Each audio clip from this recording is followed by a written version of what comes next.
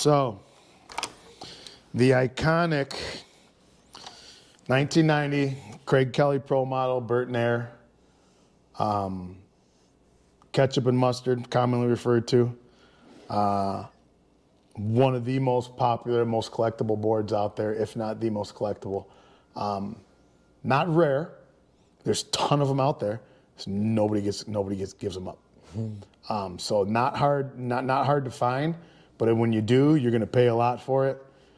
If people will give them away. This one is original to spec, from the iconic air bindings to the Astro grip or Rip Grip stomp pad in the middle, to, as we talked today, the iconic Craig Kelly signature. Made in Austria. The company that made the factory that made this is still making Burton boards. Sintered bases, so now the material is starting to really kind of catch up to the skill set of the riders. So super fast bases.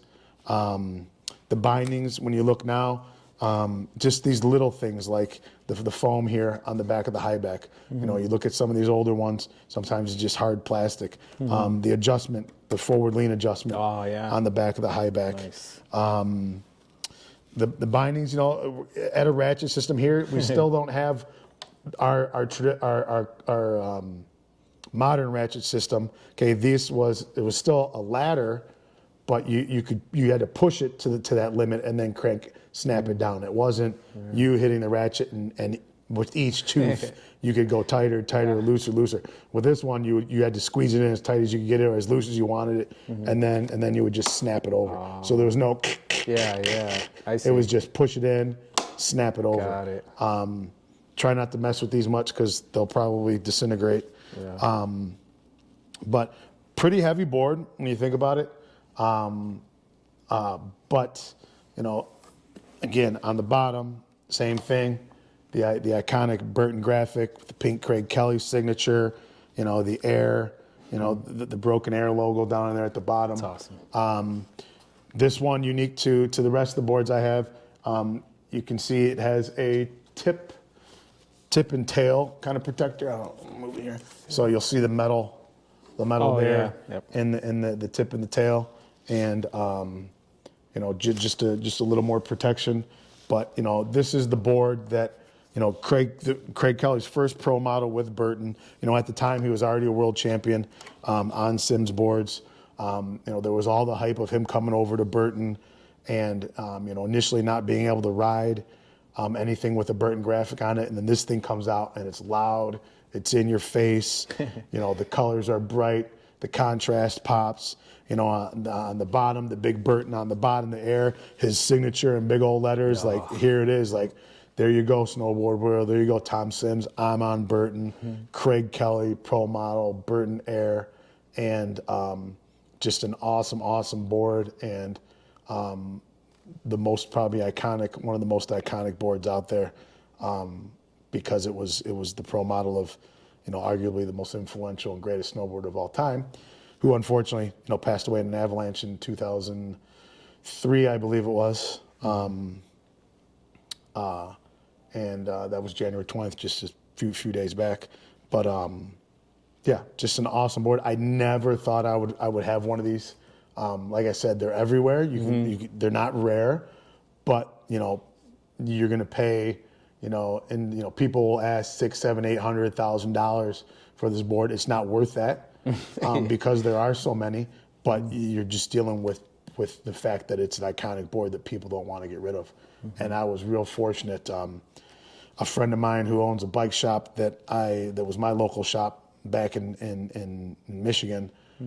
He sent me a text, and he collects Schwinn bicycles, and he was in a hoarder's house pulling all kinds of Schwinns out, and all of a sudden he sees these snowboards, and he knew I collected, sent me a couple pictures, and I lost it. It was a Burton, this Craig Kelly Mystery Air. Sorry, yeah, this is the Mystery Air, by the way. And a Cruise, and then a World Industries. And I saw this one in the Cruise. World Industries was kind of a throwaway. And I said, I told him, tell the guy you'll give him, $225 for all three. and the guy took it. Dang. And I was freaking out because just with the cruise and this one, I mean, the value was way beyond that 225. But it was funny once my buddy found out how much the value was. He felt like I had pulled one over his eyes, pulled the wool over his eyes. I got him to understand. Like, listen, I'm not flipping this thing. This thing's not going on eBay. It's not being traded. This thing's going on my wall and it's staying there. Yeah. And it's been up on my wall. This is the first time it's come down in probably 8 or 9 years. Wow. But this board's not going anywhere. This board will always be in my collection. And this I mistakenly forgot. This is the mystery air. So for those that didn't know, while Craig Keller was riding the unmarked boards with no graphics, that was the thing. It's a mystery. Who's he riding for? Everyone knew who he was riding for. Yeah. But the mystery of what he's riding, what's under his feet. So the shape was the same shape, just no graphics. And then when this popped out, I was like, aha, here's your mystery. This was it. And here now I'm on Burton doing my thing on Burton. That's awesome. So yeah, awesome board, iconic board, and this board, like I was saying earlier, as far as materials and things like that, it wasn't uncommon to see. There's a Transworld Snowboarding cover with Craig Kelly doing a hand plant on this board with the high backs duct taped, the straps duct taped, and his boots duct taped, because we knew, even coming up straight out of the box, it was just a matter of time before this stuff was going to break on us. So you'd get a pair of gloves and you'd duct tape them up. You'd get your Sorel boots, which are super flexy and soft, and you'd put a ski liner in there and duct tape. It was like a football player. You'd duct tape those boots onto you, and you duct tape your straps, because it was about to blow, or if it did blow, you had to put it together. And here, again, greatest snow. Even at that time, he was already established as the greatest of all time. Here he is, duct taping his boots and his gloves and his bindings, no different than the rest of us. Around the world riding. So there's and we talked about there's that level, that gap between the elite and world class riders and just everyday rippers like us, where it's not like other sport where, like I said, there's no way you're going to go to United Center and shoot hoops with the Chicago Bulls. But like I said, I ripped around Whistler with Ken Achenbach. I've ridden with Alice Oakstrang. I've met and talked and Jamie Lynn. I met Jamie Lynn in the airport and sat and talked to him again, like we're talking here. He knew me forever, talking art and snowboards and shredding and pow days and all that stuff. And that's the thing, the connection between the top class folks and us. It's super small, and you never know who you're going to hop on a chair with. You never know who you're going to talk to. You never know who you're going to take laps with. And it's always been like that, and I hope it stays like that too. I hope it stays like that. But yeah, awesome board. That's cool. So I don't know if you know, but I tried to win one of these on eBay. I was bidding on one. It didn't go so well. What did it go up to?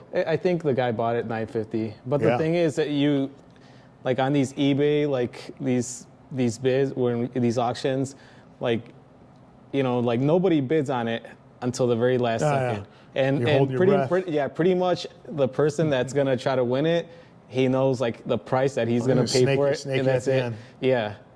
So it was at like $600, and I'm like, ooh man, I might win this thing. Nope.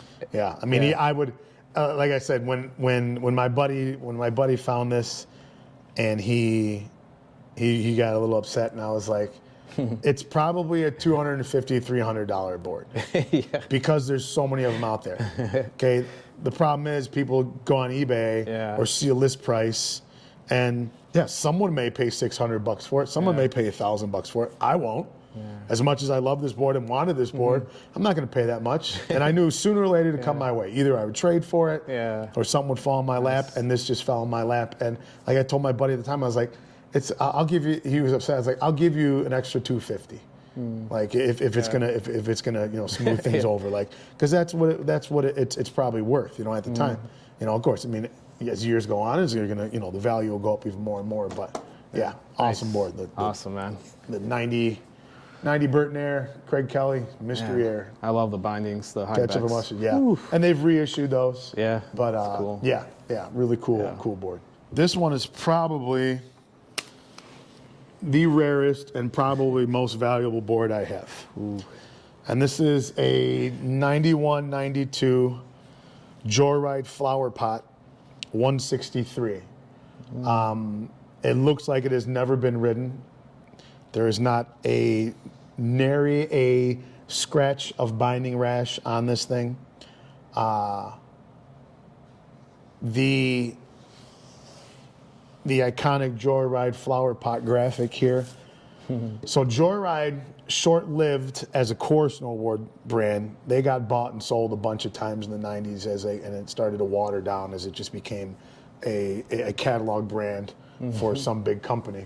But at the time, JoyRide was the company that was kind of at the forefront of the jib and bonk era, when the skate influence really kind of took over the freestyle scene in snowboarding.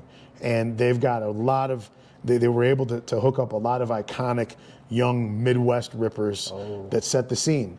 Dudes that ripped around at Trollhagen, at Tyrol, at all the little Wisconsin resorts that we've frequented. Dudes like Rowan Rogers, Nate Cole, Dale Rayberg, Jake Blattner, all Midwest Wisconsin guys were part of this iconic JoyRide team. And it only lasted a year or two before those guys kind of got pulled into ride snowboards. Okay, no relation between JoyRide and Ride, both together at the time. But by the time Ride, I think, was established, JoyRide had already been sold off to a conglomerate and kind of got really watered down and kind of lost its footing in the culture. These boards, because of the nature of snowboarding at the time and jibbing and bonking, you will not find these boards. It's really hard to find these boards, especially in this condition, because they thrashed them. Yeah. You were riding picnic tables, you were riding pipes, you were riding logs, you were bonking off rocks. That's how you rode these boards. You rode them to thrash. And on top of how you rode them, style-wise, they were pretty poorly built out of the factory. They were pretty poorly built. So to see one like this, still with all the layers laminated and stuck together with no gaps, with no seams, is rare. On top of to see the full 163 tip and tail. Now, at that time, when dudes were jibbing and bonking, 163 was way too long. A lot of swing weight got in the way. So we, along with drilling T-bolts in our boards, we routinely cut our boards down. No way. So just from like a you piece would of the take, nose and what dudes would do is they would take a paper plate and put a paper plate and then cut the radius of that paper plate on the tip and the tail, taking off, 8 to 10 centimeters and taking this from a 163 to a 55 or a 54, and the swing weight was less. You could spin it easier. The big nose wasn't getting caught on anything. Big tail wasn't getting caught on anything. But you factor in, they were poorly made. The materials weren't the best. The style of riding at that time, of jibbing and bonking, and what is now what you would call, your park riding, street riding, rail riding, jibbing and bonking. And then the fact that we cut these boards down. Dudes would cut these boards down as soon as they got them. And some guys would seal them up with epoxy, some wouldn't. You get a drip of water in there, it freezes, it expands, it cracks, and everything starts delaminating, falling apart. So to see a flower pot like this, that really wasn't, this one, honestly, I don't think this board was ever mounted. It wasn't ridden for sure. But where'd you get this one? This one, believe it or not, this was Played Again. No way. Just north of here. Oh my gosh. Played Again in Northbrook. Wow. For Dang. $75. Wow. Now this board all day right now, 700-800 plus, maybe even more. This is my new favorite board right here. This like you go look back and look at the iconic Just 'cause of the movies, history, though, the you know, history like of this board. Yeah. You know, all that rail stuff that you see, X Games, all that stuff, slope style courses. You know, every rail park. None of that would be here if it wasn't for those Midwest cats on the JoyRide boards. You know, ripping around on everything but snow. Hard, the Hungry, and the Homeless movie from the early 90s. You know, Mac Dog production, I believe. You know, Pocahontas, those iconic movies have these dudes in here ripping around on these boards. And, you know, their style of riding is what birthed, you know, terrain parks. And, you know, the Outlaw Park at Big Bear out in California, which many believe is the first proper snowboard park. You know, without those guys and the coverage they got in the mags and the movies, you know, riding everything but the snow, really, you know, the terrain parks we see now wouldn't have been around without those dudes. You know, That's what I'm again, talking looking at snowboarding a completely different way. Yeah. Okay, not how I tend to ride, bonk thing here or there, but that's why you know, again, when we've had these conversations, you know, to me, snowboarding is a culture. There's no wrong way to do it. Yeah. You know, whether you want to rip turns, whether you want to put hard boots on, whether you want to, you know, hit the park, whether you just want to ride POW. You know, I can't tell you the way you snowboard's different or wrong or not the right way, and that's why it's not a sport. Yeah. You know, that's why you can't say, oh, you won. Yeah. You know, your backside air is different than mine. Who says yours is better than mine? Mine feels good, yours feels good. You know. That's the beauty of it, right? Yeah. So, you know, these JoyRide, you know, this Flowerpot, they've had 3 or 4 other boards during that time, that 91, 92, 93 time frame. The Eldorado, the Nixon board, the Dullard. Those are all JoyRide boards that really set the tone for, you know, that surf style snurfer type deal to then, okay, we got in some hard pack, and, you know, we had half pipes and we had racing and GS courses and things like that, to then, all right, you know, these dudes wanted nothing to do with putting on skin suits. They wanted nothing to do with riding icy pipes, you know, hand dug icy pipes. And they're riding what they can ride in their small hills, you know, here at home in the Midwest.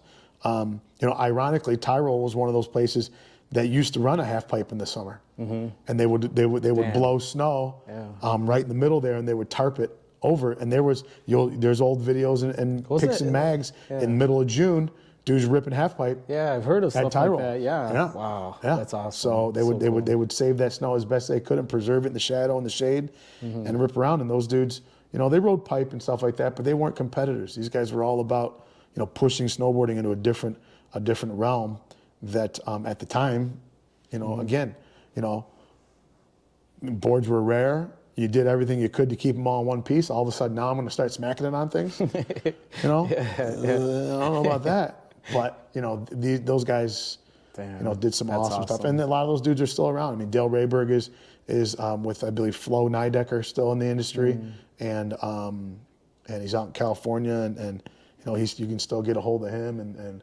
and really, really, really cool board. And again, another one of those boards like the Kelly that will never leave my home. That will I was going to ask you if you would sell it. Nope. This one will never go. You know. This is my new favorite one. Yeah, right it here. is. It is an awesome board.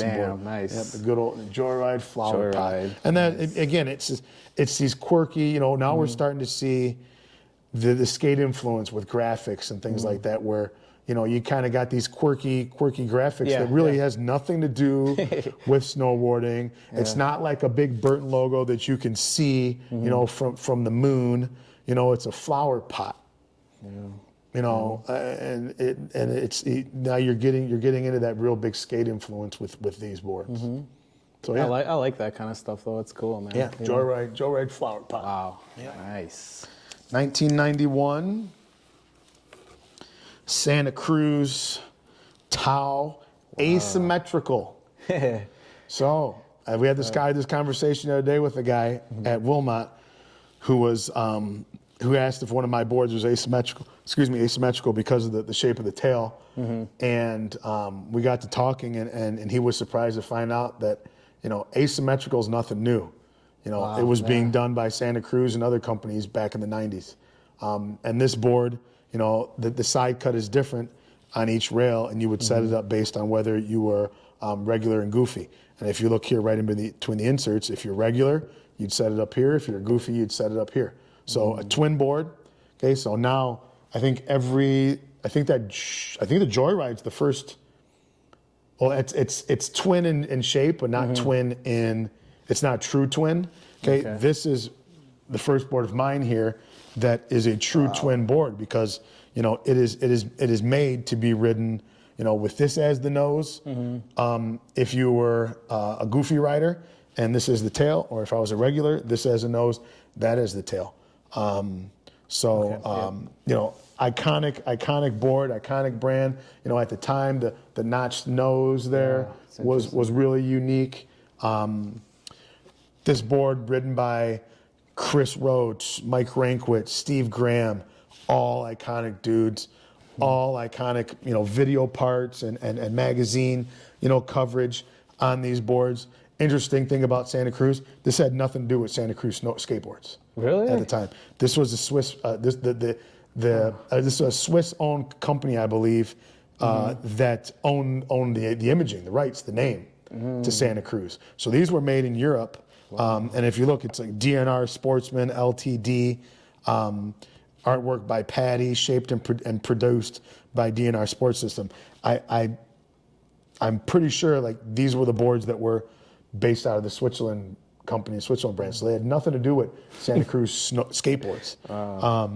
But yeah, really cool board, glossy top sheet. You can start to see some of the spider cracking that would happen on these boards. The iconic double Santa Cruz graphic on the bottom that was kind of on most of their Tau boards at that time. But Steve Graham rode this in critical condition, I believe.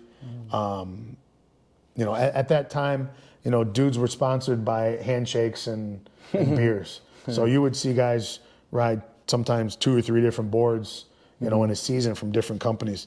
So, there were a lot of different dudes that rode Santa Cruz through the years. But, kind of a flash in the pan. It had a good footing in the early 90s. By mid 90s, they had been, bought and sold and pushed around to then become basically another catalog brand, and lost out on their kind of endemic core, their core roots. But still an awesome board, iconic board in snowboarding. Really unique shape, with the notched nose and tail, and then it's asymmetrical. So, you've got the different radius on each edge, and you set it up based on if you're regular or goofy.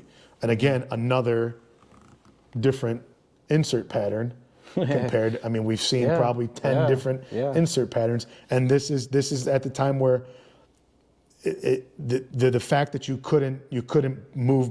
At that time, almost every board brand had their own binding too, because you had to, because you've got your own insert pattern. So Union wasn't around back then. And it was getting to the point where we were T-bolting everything, and a standard had to be thought about within the industry. And you're going to start seeing these boards that now go away from these proprietary 5-hole patterns, 8-hole patterns, 10-hole patterns. I mean, this one's 2, 4, 6, 8. Yeah, it's basically an 8-hole, but it's just, okay, I'm going to be regular here, but then goofy here. And that's really it. You just got that. There's really no adjustment for your posi, negative, stance options.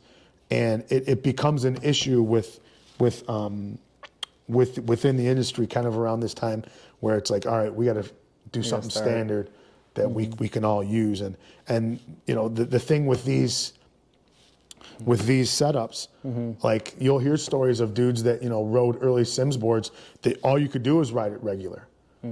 If you might have rode goofy on your skateboard or surfboard, but your snowboard you have to ride regular. Really? So you get a lot of these older dudes that ride skateboards goofy and snowboards regular. Or surf goofy and and snowboard regular, because you had to learn on what was there, and if you couldn't flip it around, or if you just didn't know. It was day one. It was no different. You had nothing to compare it to. Yeah, exactly. Yeah. And like right now, I mean, you like to ride switch. I ride switch if I have to, but. You know how hard it is to try to learn how to ride switch after you've established your dominant leg. Yeah, but from day one, if you don't know any different, Yeah. You could easily ride regular on a skate and goofy on a snowboard. And a lot of that was because you didn't have the option to move things around, you know, in you know, the 80s and 90s. So yeah. Awesome board. Santa Cruz Tau. The graphics are so clean on this too. If you saw this on a new board today, it would look so good. It'd play for sure. Yeah, nice smooth graphics. And that's you'll notice too in the graphics. It's, you know, you go from some real subtle stuff to some in your face stuff to some stuff that just makes your eyes go crazy. To, you know, I'm going to assume here, you know, if this is, it's just from the Switzerland-based Santa Cruz, you know, the Euro palette and the Euro mindset wasn't as skate influenced and counterculture influenced as American brands were. So, you know, it could be, you know, that could be a result of maybe a little more conservative European, you know, view on the snowboards and design and graphics and this and that. And, you know, skateboarding at that time, we're talking early 90s, mid 90s. Skateboarding at that time is counterculture. You know, it's like borderline. You got to hide the magazines from your mom and dad, you know, and, you know, skateboards in the core shops are fine. You know, you put a snowboard here with an explicit graphic and try to put this in a Dunham's, which is where snowboards were sold back then. You know, you get a few in some skate shops. Dunham's is where we would go and see our boards when the new boards came out. Santa Cruz was in Dunham's, GNU, Libtech, K2, Rosignol, those were all in Dunham's. And you can't put a, you know, you can't put a board with some dude, you know, ripping a bong toke, you know, on the top sheet in a Dunham's, you know, big box store. So, you know, it could have been that too, you know. You know, snowboarding, the skate influence was coming in, and it was going in that counterculture, you know, route where, you know, at that time nobody liked us. You know, they like us, I mean, they still kind of don't like us now, but you know, back then it was, you know, they didn't want us anywhere on the hills. You know, they didn't want, like I said, my first 2-3 years I couldn't ride the hill. You know, and when we were there, part of it, you know, we deserved it. We were young, we were punks. You know, we were, you know, bonking off snowmaking equipment, breaking stuff, you know, hitting tables, this and that. And I get it, but it was the funnest. Yeah, that's cool, man. It's the funnest. What year did this thing come out? This one is, I believe, 91. 91. 91. Dang. So I think, asymmetrical boards, they've been out. Yeah, 91. Pretty much since that time. Well, that's the thing. Like, or was it even before that? There were probably some before that. You know, like people look at this board, you know, the elevated surfcraft there, right, and they go, "Oh, that reminds, you know, that's like those old boards back in the 70s and 80s." And I'm like, the shape, you know, you couldn't ride hardback. You didn't have edges, so you couldn't ride hardpack. Even if you wanted to, we weren't allowed on the hills. So you had to ride fresh snow. You had to ride powder, which that's why you have elongated noses, swallowtails, drop that tail, keep that nose up, rip around. You know, there were boards back then that were rocker. You know, there were boards back then that were asymmetrical. You know, for the time, for the materials, they didn't work real well. You know, and that's why you get dudes like me, camber's king. But I've seen videos out there where there's a dude on the Sims board and he literally spins it like a top because it has so much rocker, that it, you know, it just spun around like a top on flat snow. You know, there were rocker boards back then, but you couldn't turn them. I mean, you can turn them now, but they're still garbage boards to turn, you know. But back then, you know, so it was like, this doesn't work. But they were there for sure. For sure. The real iconic thing with this board, though, was it was the first board, one of the first boards to put skate trucks as graphics. Oh, no way. On the bottom of the board.